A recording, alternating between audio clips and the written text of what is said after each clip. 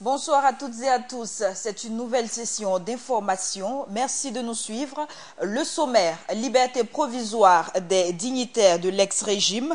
Le gouvernement se démarque de toute ingérence. Le ministre de la Justice, René Bagoro, rassure l'opinion publique dans ce journal. Loi anticorruption, les acteurs de la chaîne judiciaire se penchent sur son contenu pour un meilleur traitement des dossiers de corruption.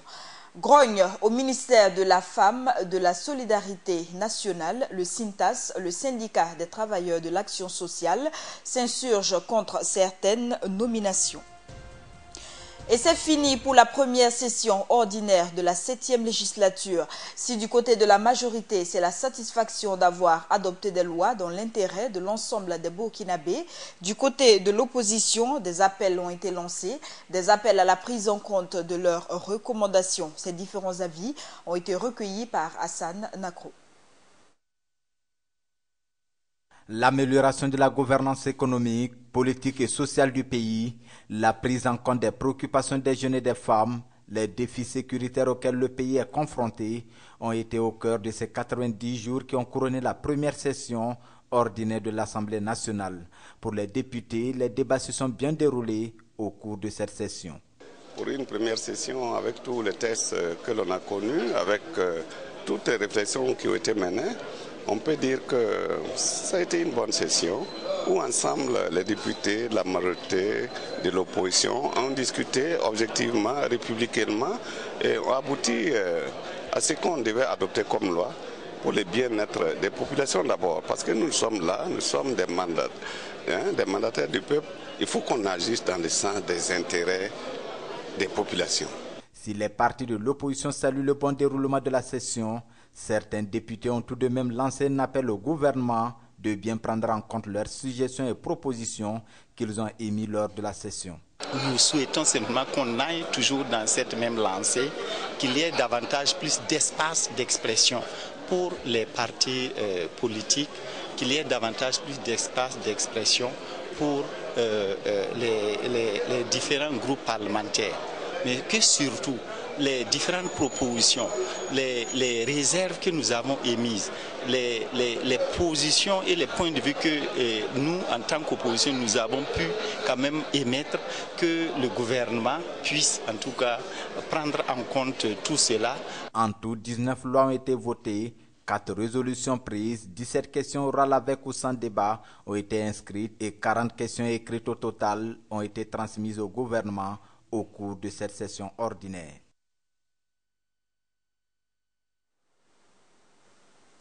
Au lendemain de la clôture de cette session ordinaire, le président de l'Assemblée nationale, Salifou Diallo, accompagné du ministre de la Sécurité intérieure, Simon Comporé, et du ministre des Affaires étrangères, Alpha Bari, ont été reçus ce 31 mai par le président ivoirien en Côte d'Ivoire. À la sortie d'audience, le chef de la délégation burkinabé, Salifou Diallo, a affirmé être venu faire part de la volonté du président Kaboré à son homologue ivoirien de relancer la coopération entre le Burkina et la Côte d'Ivoire sur la base du traité de 2009. Salifou Diallo dit également avoir, je cite, remercié le président Ouattara pour sa contribution à la paix dans l'espace CEDEAO. Fin de citation. Il a également poursuivi en ces termes, je cite, Alassane Ouattara est notre grand frère et nous prenons conseil auprès de lui dans tout ce qui touche à la sécurité et la croissance économique du Burkina Faso. Nous lui avons demandé de nous appuyer dans la relance de l'économie de notre pays. Nous sommes prêts à renforcer les liens multiséculaires entre nos deux pays. Fin de citation. Autre actualité, la vague de libération provisoire des cadres de l'ancien parti au pouvoir continue de faire couler beaucoup d'encre et de salive. D'un citoyen à un autre, les avis divergent. Certains y voient une impunité grandissante. Pour d'autres, il faut respecter les décisions de justice. Mahamad Sangaré, reportage. Après Jérôme Bougma, Jean-Bertin Ouédraogo, Salia Sanou, c'est au tour de l'ex-président du Congrès pour la démocratie et le progrès, Edi Kombeogo, de bénéficier de la liberté provisoire. Face à cette libération successive des caciques de l'ex-régime Compaoré, qui avaient été incarcérés pour détournement de deniers publics et pour inculpation au coup d'État avorté du 16 septembre 2015, certains Ouagalais disent s'en tenir aux décisions judiciaires. La justice traite les cas sur la base d'un certain nombre de principes et de règles. Comme on le dit, le principe c'est la liberté, l'exception c'est la réclusion, l'emprisonnement. Je crois aussi que c'est le juge qui est le seul à ordonner une mise en liberté provisoire sur la base d'un certain nombre d'éléments qu'il apprécie.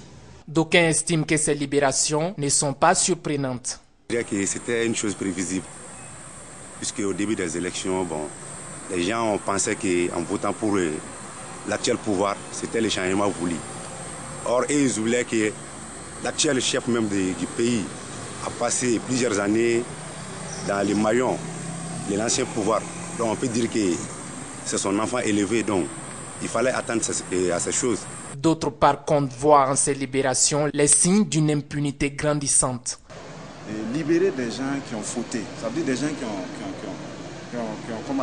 qui ont versé du sang ou du moins qui ont commis des crimes. Sans justice, on les libère comme ça. À quelque part, c'est pour salir la mémoire du moins des martyrs ou encore les familles de femmes qui attendent la justice. Tout compte fait, les Ouagalais disent toujours espérer que justice soit faite sur l'ensemble de ces dossiers. Il n'y a aucun accord entre le gouvernement actuel et l'ancien régime par rapport à leur détention. Ce sont les propos du ministre de la Justice, René Bagoro, pour taire les spéculations en cours avec la vague des libertés provisoires. Le ministre Bagoro a animé ce matin une conférence de presse pour répondre aux détracteurs et éclairer l'opinion publique. Des détails avec Cheikh Omar Bandaou. Edi Kombeogo, libre de ses mouvements, s'allonge donc la liste des libérations provisoires. Les personnes libérées le doivent à l'indépendance de la justice selon le ministre en charge du département. Quant aux spéculations, sa réponse est formelle. Il n'y a aucun deal, il n'y a aucun accord tacite entre le gouvernement actuel et les dignitaires de l'ancien régime pour quoi que ce soit par rapport à leur détention. Si le juge a décidé de leur liberté en vertu de son indépendance, il faut tout de même noter qu'il ne l'a pas fait de façon arbitraire. Que ce soit le maire Salia Sanou, que ce soit le maire Basile, le maire Zakaria Sabadogo, le maire Pascal Ouédraogo, que ce soit le ministre Bougma, etc., ou le ministre Jean-Bertin Ouédraogo, tous ont présenté devant le juge des certificats médicaux. Et certains des rapports d'expertise des rapports d'expertise médicaux qui tendent à démontrer que leur état de santé est incompatible avec le statut de détenu. Le gouvernement ne peut enjoindre une action à la justice, ce qui n'empêche pas le ministre de faire des suppositions à ce corps. Et ça, je voudrais interpeller les acteurs judiciaires. Nous souhaitons que, tout en respectant leur indépendance, que les décisions qui sont prises tiennent compte, et du droit bien évidemment, mais de l'intérêt supérieur de notre nation. Une rencontre avec les hommes de médias, pas dans le but de justifier les décisions de justice, mais pour dire à la population que l'indépendance de la justice a ses conséquences qui ne réjouissent pas tout le monde. Poursuivons avec les municipales du 22 mai 2016. La convergence des masses populaires CMP vient de remporter le procès intenté contre eux par le parent. Le parti de Tahirou Barry avait en effet déposé auprès du tribunal administratif un recours d'annulation du scrutin dans les bureaux de vote 1 et 2 du secteur 17 de l'arrondissement 4 de Ouagadougou. Le verdict est tombé aujourd'hui. La requête du parent a été jugée irrecevable. Des précisions avec Gaël Rodrigue.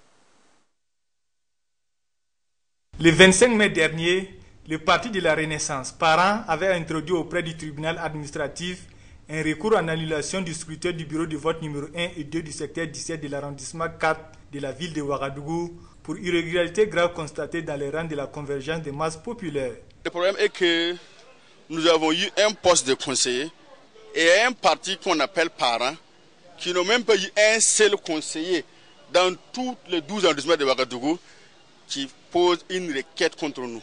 Il reproche d'avoir organisé des fraudes. Au fait, et si on veut bien voir les résultats des élections dans les deux bureaux dont il parle là, il y a eu 300 et quelques votants. Et nous avons sorti avec 156 voix. Et eux, ils ont eu que 18 voix. Et même si on leur donne toutes les voix qu'ils ont eu là-bas, là, en gros 310 voix. Même avec ça, ils ne peuvent même pas avoir un seul conseiller. S'il n'y avait rien à signaler au niveau de la forme de la requête, les fonds par contre laissaient à désirer. Pour cela, le commissaire du gouvernement l'a déclaré irrecevable. Cela n'a produit que la feuille qui constate la compilation des résultats. Mais, bien entendu, ça ne peut pas suffire à invalider les résultats du scrutin, comme l'a relevé justement le commissaire du gouvernement dans ses réquisitions et le tribunal dans son délibéré. Après le procès, c'était la joie chez les accusés. La justice en tout cas a joué son rôle et que nous apprécions favorablement. Le parent s'est trompé carrément d'adversaire. Je pense qu'il y a ceux-là même qui ont fait les fraudes, les parents le connaissent. Il disait d'annuler les deux bureaux de vote. Nous allons demander au contraire d'annuler tous les bureaux de vote au niveau du Burkina Faso. Parce que nous avons dit aussi, à ce niveau, les votes sont tachetés de fraude et de corruption. La plaignante, qui n'est tout autre que l'honorable Honorine Ouedraogo, n'a pas voulu se prêter à nos interrogations. Non, excuse-moi. Non. Moi, je n'ai pas... Attends. Le parent accusait le gardien du bureau de vote d'influencer les électeurs à voter les CMP le jour des votes. 9 mois après l'adoption de la loi anticorruption, les acteurs de la chaîne judiciaire s'imprègnent de son contenu pour un meilleur traitement des dossiers de corruption. Un atelier de formation et de partage d'expériences s'est ouvert aujourd'hui à cet effet. L'activité est initiée par le ministère de la Justice. Le reportage est d'Ibrahim Zongo. Le 3 mars 2015, le Burkina, à travers son organe législatif qui était le CNT, se dotait d'une loi anticorruption. Plus de 9 mois après sa promulgation par l'ex-président du Faso, Michel Kafando, le RENLAC, auteur de cette loi, était monté au créneau pour dénoncer une lenteur dans son application. Ce qui a poussé le ministère en charge de la justice à tenir ce mercredi 31 mai 2016 un atelier de formation et de partage d'expérience sur l'application de la dite loi. Une chose est d'adopter des tests, une autre aussi est de maîtriser toute la philosophie qui est derrière pour pouvoir les appliquer. Alors les actions qui ont déjà été menées, déjà je vous ai dit, nous avons ratifié des conventions. Il y a eu tout un travail de réflexion, comme je l'ai dit dans mon discours, pour le ministère a fait des sensibilisations. Et aujourd'hui, il s'agit maintenant de passer à la phase de la mise en application de la loi. Pour mieux permettre aux acteurs de la chaîne judiciaire burkinabé d'être plus performants dans le traitement des dossiers de corruption, ces derniers bénéficieront au cours de ce séminaire de l'expérience française. Et en fait, on est venu ici partager notre expérience. On a pris connaissance de votre loi de 2015 qui est très ambitieuse et qui va même sur certains points au-delà de la loi française. Et l'idée, effectivement, est de partager notre expérience, de partager nos méthodes d'enquête, nos méthodes d'investigation, nos manières d'instruire et de juger ces délits, ces affaires de corruption qui sont assez compliquées. Et au ministre Bagoro de justifier le choix des acteurs de la chaîne judiciaire pour bénéficier de cet atelier de formation et de partage d'expérience. Vous savez qu'une fois qu'une loi est votée, pour qu'elle soit efficace, il faut qu'elle soit appliquée. Et ceux qui appliquent ces tests, ce sont les OPJ qui donc sont au niveau de la poursuite, ce sont les procureurs qui justement sont au niveau de la poursuite aussi, mais les juges qui doivent prendre des sanctions. Donc, il faut que ces gens-là soient imprégnés davantage. Ce n'est pas qu'ils ne connaissent pas les tests, mais vous savez que chaque fois qu'un nouveau test est adopté, il faut bien s'imprégner de sa philosophie. Au sortir donc de ce séminaire, les officiers de police judiciaire et les magistrats devraient être à même de mieux cerner les contours de la loi anticorruption afin de mieux l'appliquer. Le Le syndicat des travailleurs de l'action sociale SYNTAS a tenu ce matin une conférence de presse pour dénoncer des nominations abusives au sein du ministère de la Femme, de la Solidarité nationale et de la Famille. Il s'agit de la nomination d'enseignants, d'administrateurs et d'un promu sans mention au sein du secrétariat permanent du Conseil national de lutte contre la pratique de l'excision. Des précisions avec Hassan Nakro. Le syndicat des travailleurs de l'action sociale SYNTAS s'insurge contre les nominations survenues le 27 avril dernier au Conseil des ministres et qui concernent le ministère de la Femme, de la Solidarité nationale et de la Famille. Et ces nominations sont le secrétaire permanent du Conseil national de lutte contre la pratique de l'excision, le secrétaire permanent du Conseil national de secours d'urgence et de réhabilitation SPCONASUR, la directrice régionale de la femme, de la Solidarité nationale de la Famille du Nord et le directeur général de l'autonomisation économique de la femme. Nous nous insurgeons pour lui demander d'être regardant par rapport au principe minimal de l'administration et d'avoir un respect vis-à-vis des partenaires sociaux que nous sommes. Par rapport à ces nominations qui font actuellement jaser, nous avions déjà attiré l'attention de l'autorité. Et quand les nominations sont intervenues, on a encore réagi et l'autorité nous a conviés à une rencontre d'échange et de concertation. À cette rencontre, Madame la secrétaire générale, qui conduisait la délégation du département ministériel, nous a dit que ce qu'on a soulevé comme préoccupation, ce qu'on a dénoncé, notre revendication est juste. Soutenu dans leur lutte par la Confédération générale des travailleurs du Burkina CGTB, qui estime qu'il y a eu trop de clientélisme et d'affairisme dans ces nominations. En fait, nous avons qualifié ça de clientélisme et d'affairisme parce que quand on vient dans un département où il existe des ressources et qu'on doit travailler à l'atteinte de ces résultats, on doit effectivement puiser dans ces ressources internes. Maintenant, aller prendre des gens ailleurs, c'est pour des remerciements politiques. Donc, c'est sûr que ce n'est pas pour effectivement le travail qu'on attend d'eux. Face à cette situation, les deux syndicats ont annoncé un sitting dans les jours à venir sur toute l'étendue du territoire national si toutefois le ministère ne réagit pas à temps.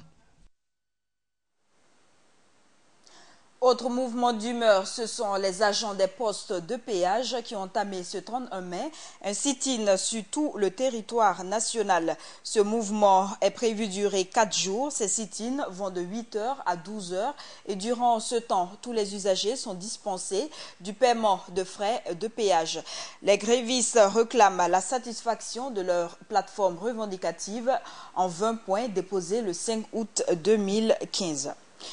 La 12e édition de la Semaine nationale des technologies de l'information et des télécommunications a officiellement débuté ce mardi à Ouagadougou. La cérémonie d'ouverture a été présidée par le ministre de l'Enseignement supérieur, le professeur Filiga Michel Sawadogo, représentant le Premier ministre Paul Kaba Thieba. Paulin Yameogo nous en dit plus. TIC et développement durable, c'est sous ce thème que s'est ouverte la 12e édition de la Semaine nationale des technologies de l'information et de la télécommunication, ce mardi 31 mai 2016. Selon le secrétaire général du ministère du Développement, de l'économie numérique et des postes, plusieurs activités sont au programme de cette présente édition. La campagne d'initiation à l'utilisation des technologies de l'information et de la communication, le salon international des TIC de Ouagadougou, Citico, la journée du thème, la journée de l'état de l'art, le débat télévisé et la nuit des TIC. Alain Noël Kaboré a saisi cette occasion pour poser les problèmes liés à l'insécurité sur Internet. Le thème de cette édition étant sécurité, sécurisation des accès et l'utilisation d'Internet en entreprise, pose la problématique de sécurité et de la protection des données lorsque nous utilisons Internet dans nos entreprises et nos domiciles. Combien ont été arnaqués par les cybercriminels? Combien d'entreprises ont connu des attaques et surtout du ransomware? Combien de sites web des institutions de notre pays ont été piratés l'année dernière?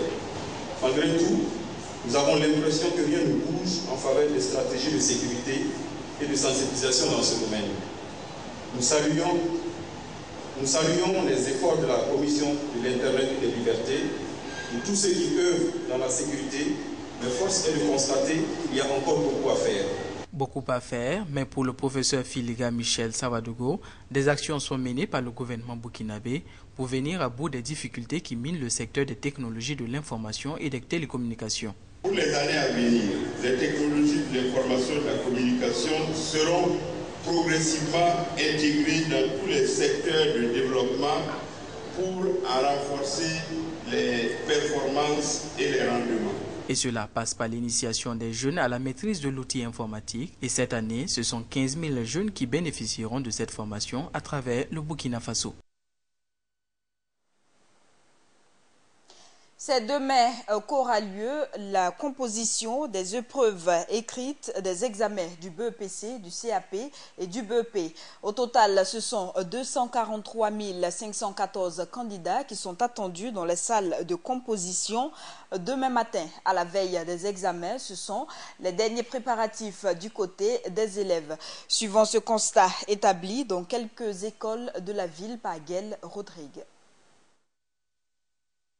Après 9 mois de dur labeur, les candidats aux différents examens du secondaire sont appelés à faire valoir leurs connaissances le 1er juin 2016.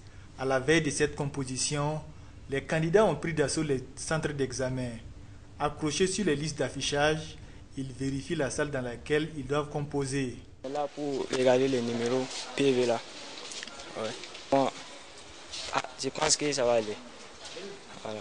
Moi c'est physique là seulement qui est un peu flou. Je suis là pour voir les numéros là, puis à la recherche. Et je suis totalement prêt pour demain. Il n'y a pas de panique ni de soucis. De l'autre côté, certains s'activent toujours pour les dernières révisions.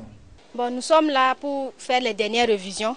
Vu que l'examen c'est demain, nous voulons bien bosser pour obtenir notre BEP en fin d'année. Je me suis dit qu'il n'est jamais tard. J'avais des lacunes à ce niveau, donc j'ai attrapé la camarade, elle aussi, elle voit dans ce matière-là, donc je l'ai attrapée pour qu'elle puisse m'aider. Puisqu'on n'a pas eu assez de temps pour rattraper. Donc, jusqu'au 27 même, on avait cours. Donc, c'est ce qui a fait qu'on n'a pas pu réviser cela. Donc, comme l'examen va bientôt se dérouler, donc je suis là pour les dernières révisions. Au jury numéro 1 du BEP, situé à l'école des métiers, tout n'est pas fin prêt et des matériels y sont toujours attendus. Nous sommes à 17h passées. Jusqu'à présent, on n'a pas les feuilles de composition. Ce qu'on appelle les cahiers de composition. Les feuilles sur lesquelles les élèves, les candidats doivent composer. Je reviens de LPBB, l'ex-centre Ostro. Et présentement, on nous dit qu'ils ont même envoyé des notifications dans les provinces pour qu'on puisse acheminer des feuilles de composition. Donc c'est ça qui nous retient présentement. Sinon, tout le reste, là, nous, on a fait le travail qu'il faut. On est fin prêt, mais les feux, on ne les a pas. Donc on est un peu inquiet à ce niveau. J'espère que les choses vont rentrer dans l'ordre. Pour l'instant, c'est la seule difficulté majeure. Parce qu'on a reçu les sujets, les cantines sont arrivées. Pour la première fois, cette année, on les a reçus à temps. Habituellement, jusqu'à la nuit, on attend ça. Mais cette année, quand même, les efforts ont été faits à ce niveau. Vivement que tout rentre dans l'ordre pour un bon déroulement des examens. La suite de ce journal, toujours en enseignement, le gouvernement travaille à répondre globalement au cumul des dettes dues au non-paiement des frais de scolarité dans les établissements privés laïques. L'assurance a été donnée hier par le ministre de l'Éducation nationale et de l'alphabétisation. Pour ce qui concerne les vacations et les heures supplémentaires, le ministre Jean-Martin Koulibaly a fait le point de leur paiement. Plus de détails avec Doumadié Gaël Rodrigue. Le paiement des frais de scolarité aux établissements conventionnels et les vacations et heures supplémentaires aux enseignants ont été autres sujets abordés à cette rencontre du ministre Jean-Martin Koulibaly avec les hommes des médias. Il a fait le point des paiements des frais de scolarité aux établissements privés laïques. Le MENA, dans le cadre de la convention qui nous lie, traîne quelques dettes. Ces dettes ont été, le point a été fait. Et au niveau du gouvernement, nous cherchons plutôt à trouver une réponse globale. Parce que ces dettes qui se sont cumulées sur plusieurs années ne peuvent pas être apurées par le budget d'une seule année scolaire. Du reste, j'ai eu l'occasion de les rencontrer et discuter avec eux. et nous allons nous mettre en concertation pour trouver le juste milieu pour régler cette question-là. Ce n'est pas encore tranché, c'est vrai, mais nous sommes en discussion pour pouvoir relever cette difficulté. Quant à ce qui concerne les frais de vacation et des heures supplémentaires, le ministre a précisé que des opérations de paiement ont commencé et tous les bénéficiaires seront satisfaits. Les vacations et heures supplémentaires. Au niveau du poste primaire, sur les 13 dossiers reçus des drainants, 10 ont été engagés et payés par le Trésor à partir du 16 mai 2016 pour un montant total de 1 112 326 000. Le seul dossier qui reste est en attente du rapport de vérification. Au niveau de l'enseignement secondaire, sur les 13 dossiers reçus des directions régionales de l'enseignement secondaire, 10 ont été engagés pour un montant total de 819 519 000. Comme vous pouvez le constater, tout est mis en œuvre pour que dans les plus brefs délais, les intéressés puissent constater effectivement les engagements financiers dans leur compte. Après avoir expliqué le long processus de déblocage des fonds, le ministre demande aux uns et aux autres un peu plus de patience. Éliminatoire CAN Gabon 2017, encore un étalon déclaré forfait pour le match Île Comores, Burkina Faso le 5 juin prochain. Jonathan Pitroapa, blessé, a dû quitter hier le groupe des étalons. La situation s'annonce difficile pour le sélectionneur Paulo Duarte qui est confronté à d'autres absences, notamment celui de Bakary Sarré, Charles Kaboré et Bertrand Traoré.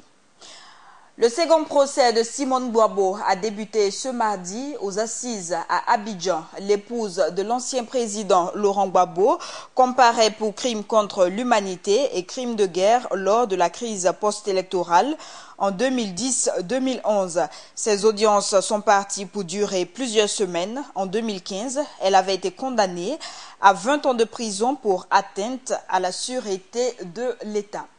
Et c'est cette information qui met fin à ce journal. Merci à tous de l'avoir suivi.